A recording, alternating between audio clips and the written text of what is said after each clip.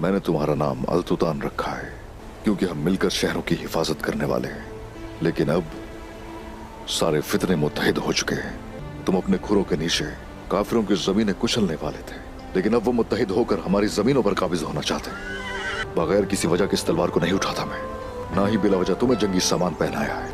जो खून से हासिल किया है खून से ही दिया जा सकता है। उन्हें न सिर्फ हमारा खून चाहिए, बल्कि वो हमें बेगुनाहों के खून की धमकियां दे रहे हैं। हथियार तो हम कभी नहीं डालेंगे, अपने हथियार हम कभी नहीं डालेंगे। उस्मान साहब की तरफ से अभी तक कोई खबर नहीं आई, लेकिन हमें मोहतात रहने की जरूरत है।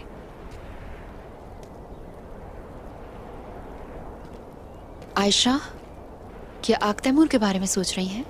वो उसके लिए मेरे खिलाफ भी खड़ा होने के लिए तैयार था, और अब आप लोगों के सब कुछ करने के बाद वो ये कह रहा है कि वो ये नहीं चाहता। वो नहीं चाहता तो हम कुछ नहीं कर सकते। वो ना खुश है, लेकिन हमने तो कोशिश की है। हम सबको इसे दिल से कबूल करना चाहिए। जब उस्मान साहब खुशखबरी के साथ सही सलामत वापस आएंगे, मैं उनसे इस बारे में बात करूंगी इंशाल्लाह।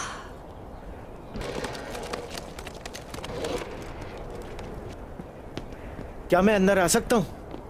मेरे पास आपके लिए खबर है, लेकिन ये अच्छी नहीं है। कांता खुजुनुस और इस्माइल सुल्तान मुत्तहिद हो गए हैं। वो एक मुआहदे के साथ कलों का मुतालबा कर रहे हैं। तुम क्या कह रहे हो शामिल? और उस्मान साहब का क्या कहना है? मैं नहीं जानता। वो हजारों घोड़सवार और बहुत सारे सिपाहियों के बारे में बात कर रहे थे।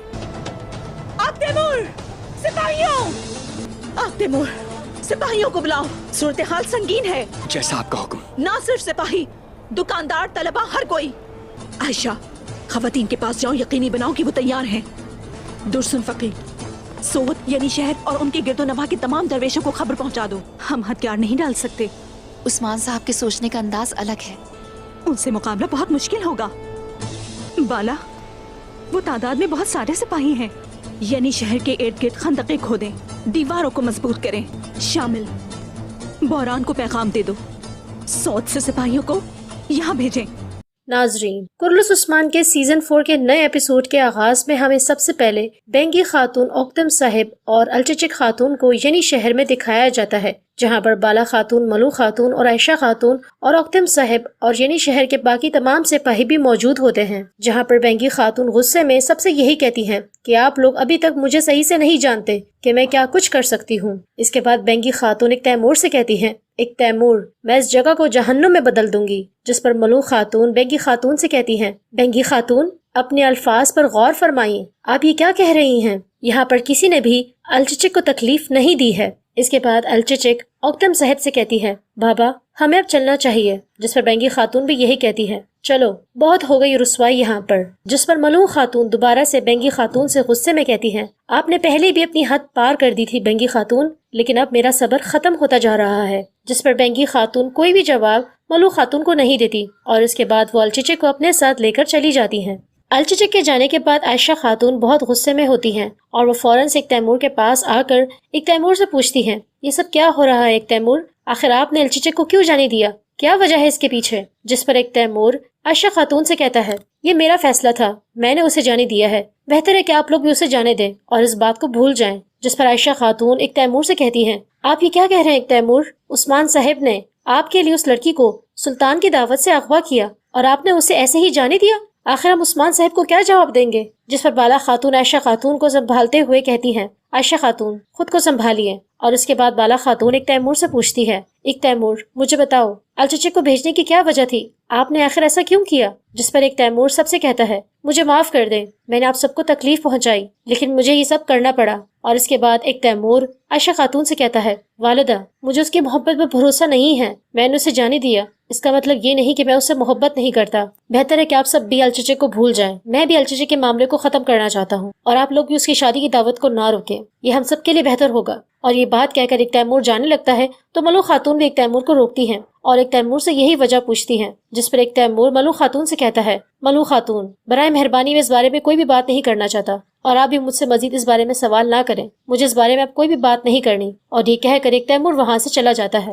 अब इसके बाद नाजरीन, हमें सुबह के औकात में जंगल में उस्मान साहिब को दिखाया जाता है, जो अपने घोड़े पर सवार होकर तेज रफ्तारी से जा रहा होता है। और फिर उसके बाद एक जगह रुककर उस्मान साहिब अपने घोड़े से उतरता है और उसके बाद उस्मान साहिब अपने घोड़े से बातें करने लगता है। उस्मान साहिब काफी ज्यादा परेशान होते हैं और अपने घोड़े से कहते हैं, मैंने तुम्हारा नाम आल्तुदान इसीलिए रखा है क्योंकि हम दोनों को मिलकर बहुत सारे शहरों की हिफाजत करनी थी और हम लाजमी बहुत सारी शहरों की हिफाजत करेंगे, इसमें कोई शक नहीं है, क्योंकि जो भी फितने थे वो अब सब आपस में मुत्तहिद हो चुके हैं और अब वो हमारे खिलाफ हैं। वो हमारे साथ मुआहिदा करके हमारे किलों पर कब्जा करना चाहते हैं। आप जिन काफिरों को उनकी सरजमीन पर कुचलने वाले थे वो सब काफिर अब आपस में मुत्तहिद हो चुके हैं और हमारी सरजमीन पर कब्जा करना चाहते हैं। इसके बाद उस्मान साहब एक जगह जाकर अपनी तलवार बाहर निकालते हुए कहते हैं, मैं अपनी तलवार कभी भी बिला वजह बाहर नहीं निकालता और ना ही मैंने बिला वजह आप पर जंगी सामान रखा हुआ है। वो लोग चाहते हैं कि हम अपने हथियार डाल दें, लेकिन हम अपने हथियार नहीं डालेंगे, हरगिज नहीं डालेंगे। जो खून से हासिल किया है वो खून से ही दिया जा सकता है और वो लोग वो चाहते हैं जो हमारे पास है, और जो हमारे पास है वो लोग हमसे वो चाहते हैं और वो हमसे छीनना चाहते हैं। और ना सिर्फ वो हमारा खून चाहते हैं बल्कि वो हमें बेगुनाहों के खून की धमकियां भी दे रहे हैं। अगर मैं अपने हथियार डालने पर राजी ना हुआ तो हम दोनों रियासतों के दरमियान कुचले जाएंगे, जिस पर रियासत तबाह हो जाएगी और रियासत का ख्वाब जो हम देख रहे हैं इतने बरसों से वो सब तबाह हो जाएगा। बहुत से लोग अपनी जान की फिक्र की वजह से हमें छोड़कर चले गए, लेकिन बहुत से ऐसे लोग हैं जो हमारी पैरवी करते हैं और हमारे लिए हर वक्त अपनी जान देने को हाजिर हैं। अगर हमने अपने हथियार डाल दिए तो जो लोग हमारी पैरवी करते हैं वो हमारे हथियार डालने पर मायूस हो जाएंगे और हमारे दुश्मनों को यही लगेगा कि हम डर गए हैं। लेकिन मैं डरने वालों में से नहीं हूँ। उनको जो भी सोचना है वो सोचें, इससे मुझे कोई फर्क नहीं पड़ता, लेकिन हमें हथियार डालने चाहिए। इसके अलावा हमारे पास कोई भी रास्ता नहीं है। सोचो उस्मान, सोचो आखिर हमें क्या करना होगा। इसके बाद उस्मान कहता है,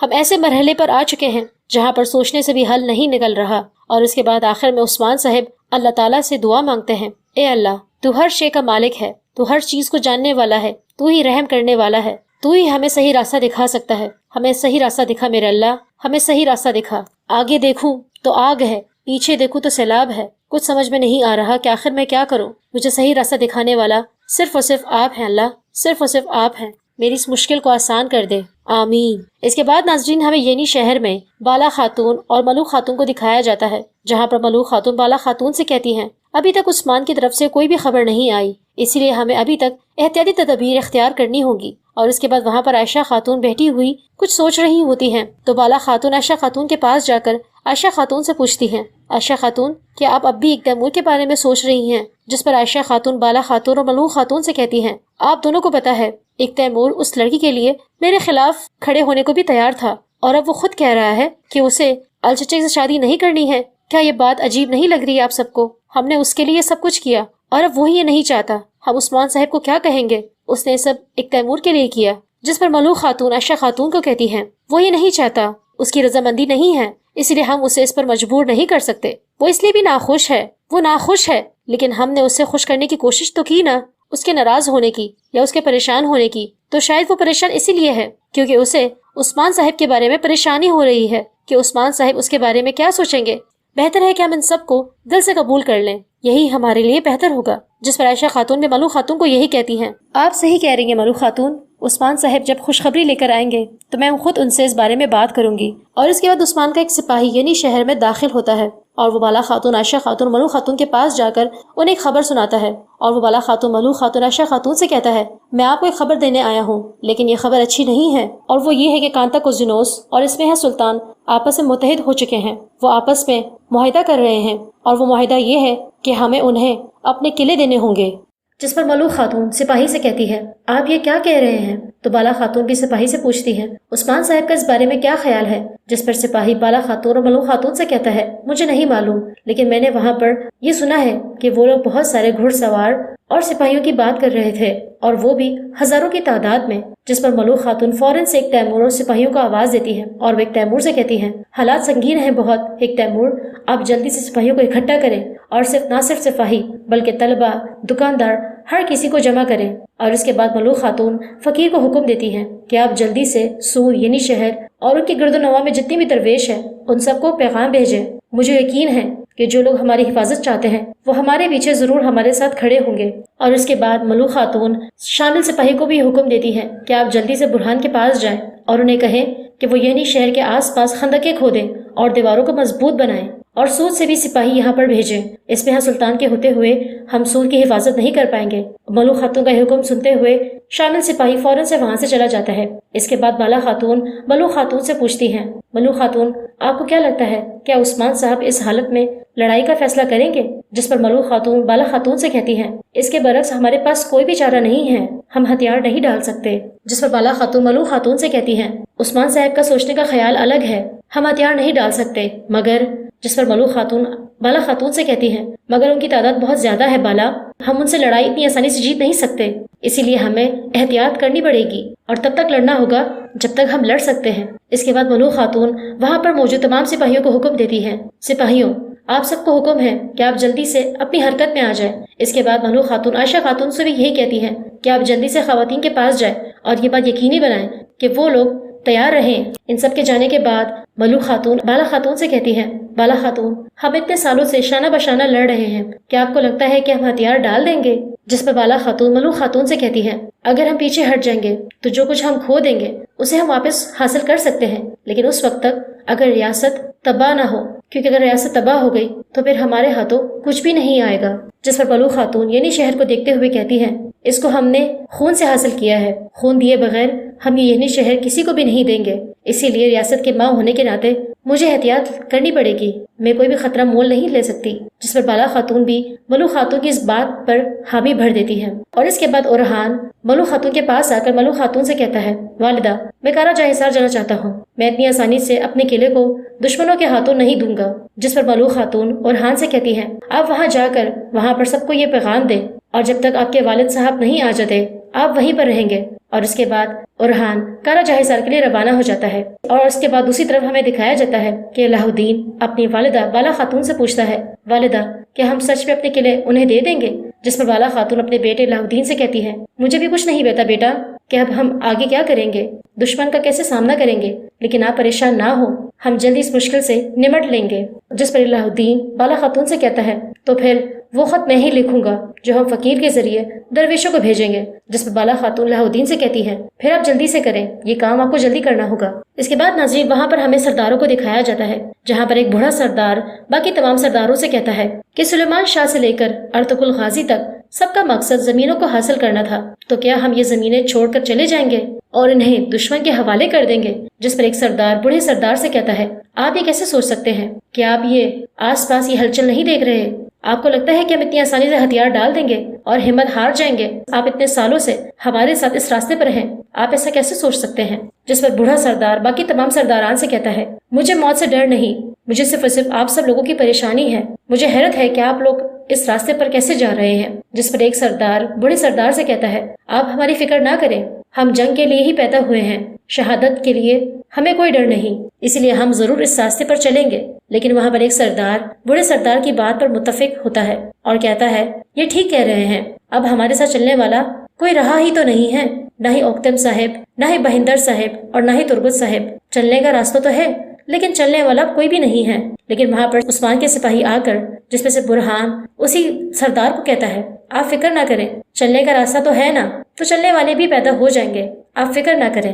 جس پر بوڑھا سردار برہان سے کہتا ہے، تقدیر کو ہم بدل نہیں سکتے، لیکن جس کے جواب میں دوسرا سردار بوڑھے سردار سے کہتا ہے، اگر ایمان نہیں ہو تو کوئی بھی مشکل حل نہیں ہو سکتی۔ اور اس کے بعد وہ سپاہیوں سے پوچھتا ہے، عثمان صاحب کہاں ہیں؟ اور اس کے بعد اسی وقت وہاں پر عثمان صاحب حاضر ہو جاتے ہیں۔ عثمان صاحب جیسے ہی سرداران کے پاس جاتے ہیں تو وہ انہیں اپنے دیوان میں آنے کو کہتے ہیں۔ اور اس کے بعد ناظرین ہمیں ترگت اور ان کے سپاہیوں کو جنگل میں دکھایا جاتا ہے، جہاں پر وہ اپنے سپاہیوں سے کہتا ہے، اسمہا سلطان کو عثمان صاحب پر بھروسہ نہیں ہے، انہیں لگتا ہے کہ عثمان صاحب انہیں قلعے نہیں دیں گے، کیونکہ اسی لیے انہوں نے سود میں سپاہیوں کو لا کر اپنا مرکز بنا لیا ہے۔ اور اس کے بعد جیسے ہی ترگت اسمہا سلطان کے خیمے میں جانے لگتے ہیں تو وہاں پر سپاہی ترگت صاحب کا راستہ روک لیتے ہیں، اور وہاں پر اسمہا سلطان بھی باہر نکل آتی ہے، اور جب وہ یہ دیکھتی ہیں تو انہیں بہت غصہ آتا ہے، اور وہ غصے میں ان تینوں سپاہیوں کو مار دیتی ہیں جنہوں نے ترگت صاحب کا راستہ روک لیا تھا۔ اور اس کے ساتھ ہی ناظرین اس ایپیسوڈ کا اختتام یہیں پر ہو جاتا ہے۔ ہم جلد ہی ایک نئے ایپیسوڈ کے ساتھ حاضر ہوں گے، تب تک کے لیے اللہ حافظ۔ اور اس کے بعد ملوک خاتون شامل سپاہی کو بھی حکم دیتی ہے کہ آپ جلدی سے برہان کے پاس جائیں اور انہیں کہیں کہ وہ یعنی شہر کے آس پاس خندقیں کھودیں اور دیواروں کو مضبوط بنائیں، اور سود سے بھی سپاہی یہاں پر بھیجیں۔ اسمہا سلطان کے ہوتے ہوئے ہم سود کی حفاظت نہیں کر پائیں گے۔ ملوک خاتون کا حکم سنتے ہوئے شامل سپاہی فوراً سے وہاں سے چلا جاتا ہے۔ اس کے بعد بالا خاتون ملوک خاتون سے پوچھتی ہیں، ملوک خاتون آپ کو کیا لگتا ہے کیا عثمان صاحب اس حالت میں لڑائی کا فیصلہ کریں گے؟ جس پر ملوک خاتون بالا خاتون سے کہتی ہیں، اس کے برعکس ہمارے پاس کوئی بھی چارہ نہیں ہے، ہم ہتھیار نہیں ڈال سکتے۔ جس پر بالا خاتون ملوک خاتون سے کہتی ہیں،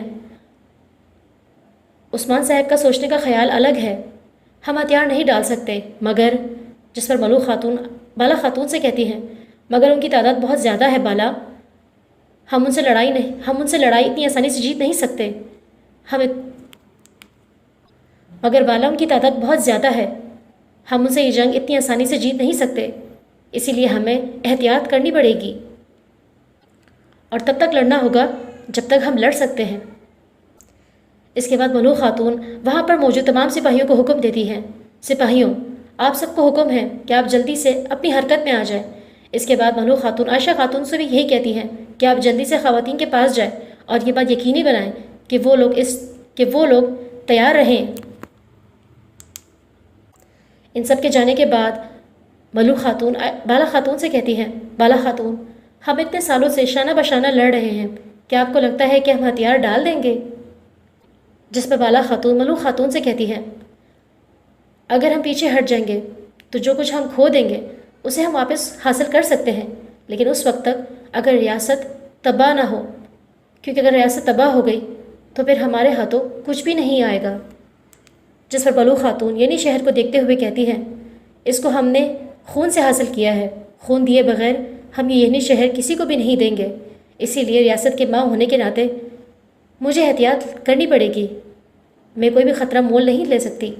جس پر بالا خاتون بھی ملوک خاتون کی اس بات پر حامی بھر دیتی ہیں، اور اس کے بعد الہ الدین اور اس کے بعد اورحان ملوک خاتون کے پاس آ کر ملوک خاتون سے کہتا ہے، والدہ میں کارا جہاں حصار جانا چاہتا ہوں، میں اتنی آسانی سے اپنے قلعے کو دشمنوں کے ہاتھوں نہیں دوں گا۔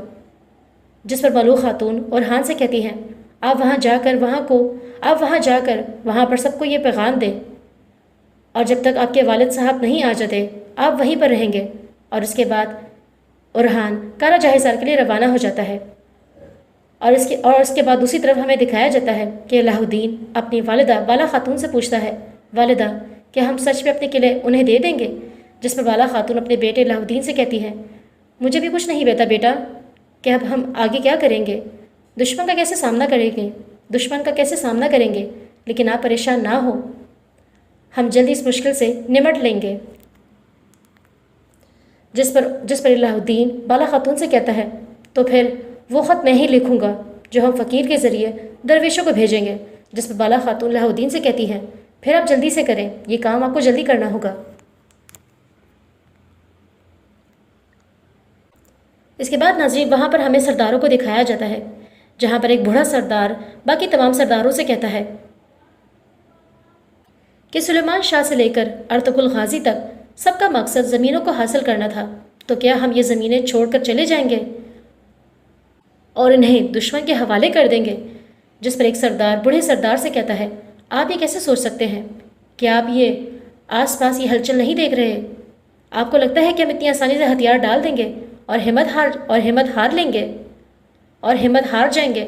آپ اتنے سالوں سے ہمارے ساتھ اس راستے پر ہیں، آپ ایسا کیسے سوچ سکتے ہیں؟ جس پر بوڑھا سردار باقی تمام سرداران سے کہتا ہے، مجھے موت سے ڈر نہیں، مجھے صرف اور صرف آپ سب لوگوں کی پریشانی ہے، مجھے حیرت ہے کہ آپ لوگ اس راستے پر کیسے جا رہے ہیں۔ جس پر ایک سردار بوڑھے سردار سے کہتا ہے، آپ ہماری فکر نہ کریں، ہم جنگ کے لیے ہی پیدا ہوئے ہیں، شہادت کے لیے ہمیں کوئی ڈر نہیں، اسی لیے ہم ضرور اس راستے پر چلیں گے۔ لیکن وہاں پر ایک سردار بوڑھے سردار کی بات پر ہے، آپ نے پہلے بھی اپنی حد پار کر دی تھی بینگی خاتون، لیکن اب میرا صبر ختم ہوتا جا رہا ہے۔ جس پر بینگی خاتون کوئی بھی جواب ملوک خاتون کو نہیں دیتی، اور اس کے بعد وہ الچچے کو اپنے ساتھ لے کر چلی جاتی ہیں۔ الچچک کے جانے کے بعد عائشہ خاتون بہت غصے میں ہوتی ہیں۔ اور وہ فوراً سے ایک تیمور کے پاس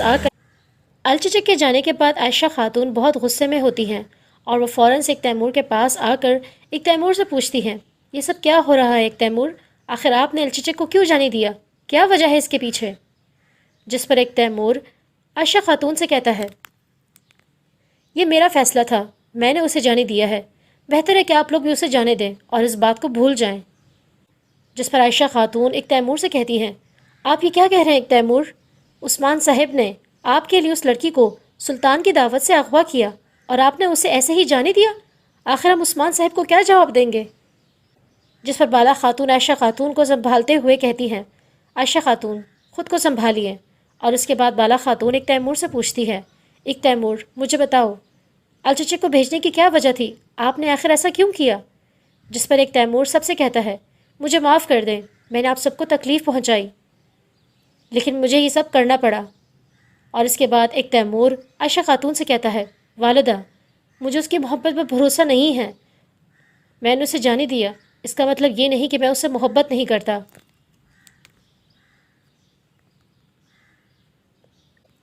बेहतर है कि आप सब भी अलचचे को भूल जाएं। मैं भी अलचचे के मामले को ख़त्म करना चाहता हूँ और आप लोग भी उसकी शादी की दावत को ना रोकें, ये हम सब के लिए बेहतर होगा। और ये बात कहकर एक तैमूर जाने लगता है तो मलू खातून भी एक तैमूर को रोकती हैं और एक तैमूर से यही वजह पूछती हैं। जिस पर एक तैमूर मलू खातून से कहता है, मलू खातून बराए मेहरबानी मैं इस बारे में कोई भी बात नहीं करना चाहता और आप भी मुझसे मज़ीद इस बारे में सवाल ना करें, मुझे इस बारे में अब कोई भी बात नहीं करनी। और ये कहकर एक तैमूर वहाँ से चला जाता है।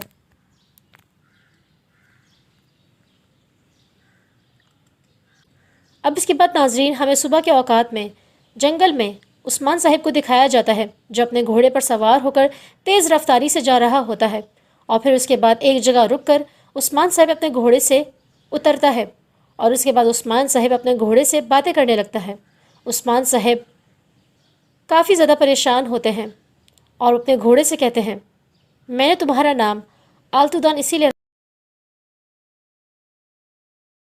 नाजरीन, अल्परस्लान के सीजन 2 के नए एपिसोड के आगाज में हमें सबसे पहले उसी ताजिर वांग को दिखाया जाता है जिसे सबके सामने अल्परस्लान को झूठा करार दिया था और वो गवर्नर ग्रेगोर के पास जाकर गवर्नर ग्रेगोर से कहता है, मेरे अजीम गवर्नर, मैंने वही किया जिसके लिए आपने मुझसे कहा था, अब आपकी बारी है कि आप अपना वादा पूरा करें। जिस पर गवर्नर ग्रेगोर ताजिर से कहता है, बिल्कुल तुम ठीक कहते हो ताजिर वांग। और ये कहकर गवर्नर ग्रेगोर ताजिर के पास आकर उसे मार देता है। ताजिर को मारने के बाद गवर्नर का बेटा अलेक्जेंडर सिपाहियों से कहता है, सिपाही इससे पहले कि कोई इसे देख ले, इसकी लाश को बाहर निकाल दो और अगर कोई पूछे उन्हें बताओ कि वो चीन वापस चला गया। इसके बाद नाजरीन हमें सेफरिया खातून और इनके बाबा अरसलान यूसुफ को वस्पुरकान में दिखाया जाता है, जहाँ पर सेफरिया खातून अपने बाबा से कहती है, आपको मेरे कपड़े यहाँ नहीं लाने चाहिए थे बाबा, ये वो नहीं हैं जो मैंने बुखारा में छोड़े थे। मेरा घर, मेरी जमीन, मेरे लोग, मेरी यादें, मेरी बहन, मैंने अपनी बहन को बहुत याद किया है बाबा, बहुत ज्यादा। मुझे बुखारा बहुत याद आता है, बहुत ज्यादा। जिस पर अरसलान यूसुफ अपनी बेटी सेफरिया खातून से कहता है, सेफरिया तुम्हारी बहन हालात बेहतर होने पर यहाँ आएगी, लेकिन आपको बुखारा वापस जाना भूल जाना चाहिए कि आप वहाँ पर वापस जाएंगी। ये बात आप अपने दिमाग से बाहर निकाल दें। होश में आ जाओ सेफरिया, वस्पुरकान ही अब आपका नया घर है, अनकरीब आप इस मुल्क के खातून बन जाएंगी। जिस पर सेफरिया खातून अरसलान यूसुफ से कहती हैं, बाबा मैंने आपसे कहा है मैं अल्परस्लान से कभी शादी नहीं करूंगी, एक मुआहदे के तौर पर ये शर्म मुझे मार देगी। और इसके बाद सेफरिया खातून अपने बाबा का हाथ पकड़ती हुई कहती हैं, चले बाबा यहाँ से भाग जाते हैं। जिस पर अरसलान यूसुफ अपनी बेटी का हाथ छोड़ते हुए कहता है, क्या कह रही हो सेफरिया? जिस पर सेफरिया खातून अरसलान यूसुफ से कहती है, मैंने इस मंसूबे की बंदी की है बाबा, हम शादी की तैयारियों के दौरान भाग सकते हैं, फिर हम एक बेहतर मंसूबा बंदी के साथ इनकी तमाम कुव्वतों को कुचलने के लिए फौज जमा करेंगे। जिस पर अरसलान यूसुफ कहता है, ये नामुमकिन है सेफरिया, सल्जूकियों के साथ हमारी आखिरी जंग के बाद हम फौज जमा करने के लिए बहुत कमजोर हैं, अगर हम सुल्तानों की नाफरमानी करें तो वो हमें जिंदा नहीं रहने देंगे, इसीलिए फरार की मंसूबा बंदी भूल जाओ सेफरिया, यही तुम्हारे लिए बेहतर है। जिस पर सेफरिया अपने बाबा से कहती है, अगर आप मेरे साथ नहीं आएंगे फिर मैं अकेली जाऊंगी और फिर इसके बाद कोई भी आप पर इल्जाम नहीं लगाएगा और आप उनसे कहिएगा कि आप नहीं जानते थे कि मैं फरार हो जाऊंगी और फिर वो आपको नहीं मारेंगे बाबा, लेकिन अगर मैं यही रहूंगी और इस शख्स से शादी कर लूं मैं मर जाऊंगी। इसके बाद नाजरीन हमें दीवान में अल्परस्लान, चागरी साहिब, अताब हसन, सिलजा खातून को दिखाया जाता है, जहाँ पर चागरी साहिब अल्परस्लान से कहते हैं, अगर लोग ये झूठ सुन ले कि सल्जूक रियासत ने एक ताजिर को कत्ल किया और ये तमाम 4 मुख्तलिफ जगहों से हैं और अगर आप अपना नाम साफ नहीं करते ये इल्जाम कुछ दुनिया तक फैल जाएगा और लोग बातें करेंगे मेरे बेटे। जिस पर अताब हसन भी कहता है, चागरी साहब आप बिल्कुल ठीक कह रहे हैं, ये ऐसा मामला है कि गूंज आवाज से ज्यादा है, लेकिन इस बाज गश्त को वापस मोड़ने का एक तरीका है और मुझे कोई शक नहीं कि अल्परसलान को वो मिल जाएगा। अल्परसलान का भाई सुलेमान अल्परसलान से कहता है कि जब हम अपने तिजारती निजाम को बेहतर करने वाले थे, जो हुआ इसने हमें रोक दिया है। सिलजा खातून मायूसी में कहती हैं, हमें अभी एक बुरी खबर मिली है और अब हमें इस झूठ से भी निपटना है। जिस पर अल्परसलान अपनी वालिदा सिलजा खातून से पूछता है, क्या खबर है, किसके बारे में बात कर रही हैं? जिस पर चागरी साहिब अल्परसलान से कहता है, यबगिस। जिस पर अल्परसलान चागरी साहिब से पूछता है, उसने क्या किया है? जिस पर चागरी साहिब जवाबन कहता है, गोकतास, वो और इसके कबीले के 200 खैमे गेंजे के इलाके से अनातोलिया जा रहे हैं। जिस पर अल्परसलान पूछता है, ऐसा क्यों है? जिस पर अकनाए खातून अल्परसलान से पूछती हैं, आप नहीं जानते उनके पास ना कोई जमीन है और ना फसल, वो लूट मार करने निकले हैं। इसके बाद नाज़रीन हमें वसपुरा खान के किले के बाहर ताजरों को दिखाया जाता है, जहाँ पर वो यनाल साहिब से पूछते हैं कि आखिर अल्परसलान ने ताजरों को मारने का हुक्म क्यों दिया? हम मुनाफा चाहते हैं। और साथ में ताजर ये भी कहते हैं कि हम अदायगी करेंगे, आप अदा नहीं करेंगे। साथ में ताजर ये भी कहते हैं कि अब हम इस चीज की अदायगी करेंगे। जिस पर यनाल साहिब ताजरों से कहता है, आप लोग इस चीज की अदायगी नहीं करेंगे, लेकिन आपको वही हासिल करना होगा जिसके आप मुस्तहिक हैं। क्या आप सुन नहीं रहे कि मैं आप सब लोगों से क्या कह रहा हूँ? जिस पर ताजर यनाल साहिब से कहते हैं, हम सब कुछ सुनते हैं यनाल साहिब। हमने सुना है कि वसपुरा खान के ताजरों पर सुरमाई तिजारती सराय पर पाबंदी है, उन्होंने हमें ये नहीं बताया। जिस पर एक ताजर यनाल साहिब से कहता है, तुमने हम सबको बर्बाद कर दिया, हम अपना सामान नहीं बेच सकते और हम अल्परसलान पर भरोसा नहीं कर सकते। और ये सब वहाँ पर सेफिया खातून और उसकी नौकरानी और अरसलान यूसुफ ये सब देख रहे होते हैं और वहाँ पर अरसलान यूसुफ को ये सब देखकर काफी खुशी महसूस हो रही होती है। इसके बाद हमें दोबारा से अल्परसलान के दीवान को दिखाया जाता है, जहाँ पर अल्परसलान सबसे कहते हैं कि किसी को कोकतास के पास भेजे जो ये मामला ठीक से संभाल ले, उन्हें लगा रहना चाहिए और मेरी बात का इंतजार करे। जिस पर चागरी साहिब अल्परसलान से कहता है, यबगिस और हमारा बुरा हाल है, वो हमारे कहने के बरअक्स करते हैं, खास तौर पर गोकतास। जिस पर अताब हसन कहता है कि पता नहीं क्यों लेकिन वो एनाल साहिब के करीब हैं। और इसके बाद नाजरीन वहाँ पर ताजर अल्परसलान के सामने हाजिर हो जाता है और अल्परसलान से कहता है, मेरे हुजूर आपने मुझे बुलाया। जिस पर अल्परसलान ताजर से कहता है, तुमने सुना है कि क्या हुआ? जिस पर ताजर अल्परसलान से कहता है, मुझे नहीं मालूम कि ताजर ने क्यों झूठ बोला मेरे हुजूर,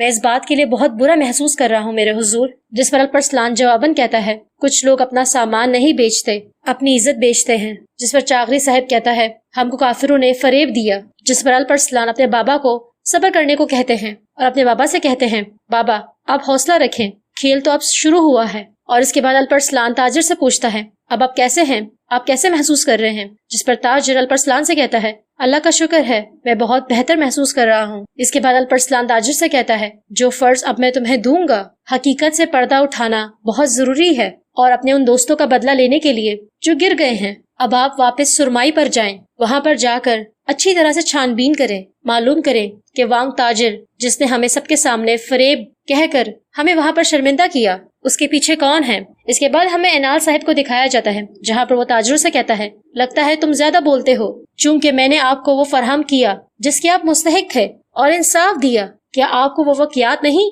जब आपने दुख उठाए थे कि कौम मैंने उसका वक्त याद करें आप लोग? जिस पर ताजर यनाल साहिब से कहता है, हमें याद है, लेकिन आप अपने किए हुए वादों को भूल गए हैं। क्या इसी को इंसाफ कहते हैं? अल्परसलान इन ताजरों को कत्ल किया और अब आप हमें भूखा मार देना चाहते हैं। और इस बात से वहाँ पर मौजूद सब ताजर इस बात पर मुत्तफिक हो जाते हैं और आपस में यही कहते हैं कि ये इंसाफ नहीं है। जहाँ पर अल्परसलान के सिपाही आपस में कहते हैं कि हालात बिगड़ते जा रहे हैं। जिस पर अल्परसलान का सिपाही कहता है, आप ठीक कह रहे हैं, मैं जाकर इनको इत्तला दूंगा। जिस पर यनाल साहिब गुस्से में ताजरों से कहता है, तुम मुझे आजमाने की कोशिश मत करो। जिस पर ताजर यनाल साहिब से कहते हैं, क्या आप अजरबैजान के गवर्नर साहिब नहीं हैं? जो करना है करें और इन मसाइल को हल करें जो हमारी तिजारत को रोक रहे हैं, और इस वक्त तक परवाह नहीं करेंगे जब तक कि वो जख्मी ना हो।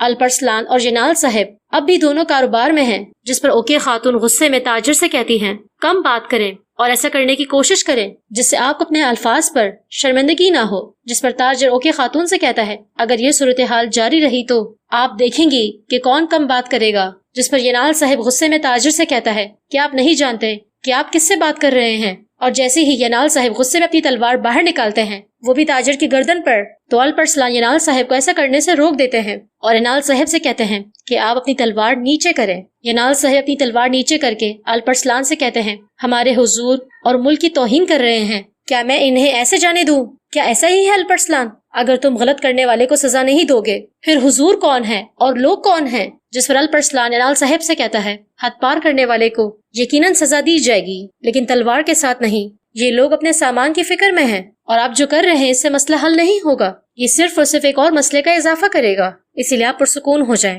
الپرسلان کی باتیں سن کر ینال صاحب اور ان کی خاتونوں کے خاتون غصے میں الپرسلان کو دیکھتے ہوئے وہاں سے چلے جاتے ہیں۔ اور ناظرین، اس کے ساتھ اس ایپیسوڈ کا اختتام یہیں پر ہو جاتا ہے۔